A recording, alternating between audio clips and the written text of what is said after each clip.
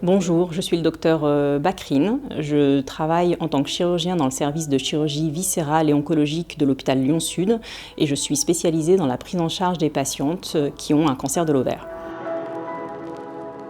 Vous avez été adressé pour une suspicion de carcinose péritonéale au service de chirurgie viscérale et oncologique de l'hôpital Lyon-Sud. Le premier temps de votre prise en charge va être un temps diagnostique. Nous allons vous proposer une cœlioscopie exploratrice. La cœlioscopie exploratrice consiste, sous anesthésie générale, à introduire une caméra dans votre abdomen pour déterminer l'extension de la maladie à l'intérieur de votre abdomen et réaliser des biopsies qui vont permettre d'avoir la carte d'identité précise de la tumeur. La cœlioscopie exploratrice est une chirurgie ambulatoire. Vous entrez le matin de l'intervention chirurgicale et vous ressortez l'après-midi.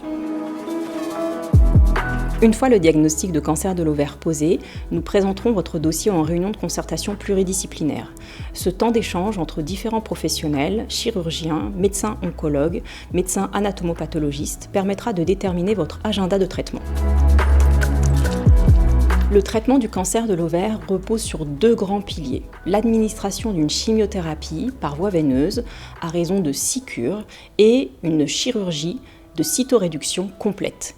La chirurgie de cytoréduction est une chirurgie complexe, multiviscérale, qui implique le traitement de l'utérus, des ovaires, mais également des autres aires de l'abdomen et nécessite des compétences en chirurgie viscérale. Pour apporter un bénéfice et permettre soit une guérison, soit une rémission la plus prolongée possible, elle doit être complète, c'est-à-dire qu'à la fin du geste chirurgical, il ne doit persister aucune lésion tumorale visible. En fonction de votre situation et de l'extension de la maladie, mais également de son positionnement sur les organes, la chirurgie de cytoréduction pourra vous être proposée en tout début de traitement, avant toute administration de chimiothérapie systémique, après 3 ou 4 cures, ou bien encore en situation de clôture, c'est-à-dire à la fin de la chimiothérapie intraveineuse. L'idée étant de choisir le meilleur moment de façon à ce que la chirurgie de cytoréduction soit complète et ne laisse aucun résidu tumoral. La chirurgie de cytoréduction est une procédure complexe et relativement lourde qui nécessitera une hospitalisation totale de l'ordre de 14 jours. Le premier temps d'hospitalisation sera réalisé en unité de soins continus et le deuxième en hospitalisation conventionnelle.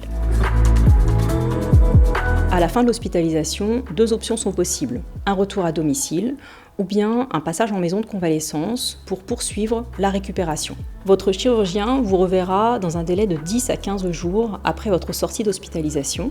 Cette consultation post-opératoire permet de s'assurer que votre convalescence se déroule au mieux et il saisira cette occasion pour organiser la suite de votre prise en charge. Une fois les traitements finis, votre chirurgien participera à un suivi alterné avec l'oncologue médical pour une durée de 5 ans. Une fois de retour chez vous, l'infirmière de coordination et votre chirurgien restent à votre disposition en cas de besoin.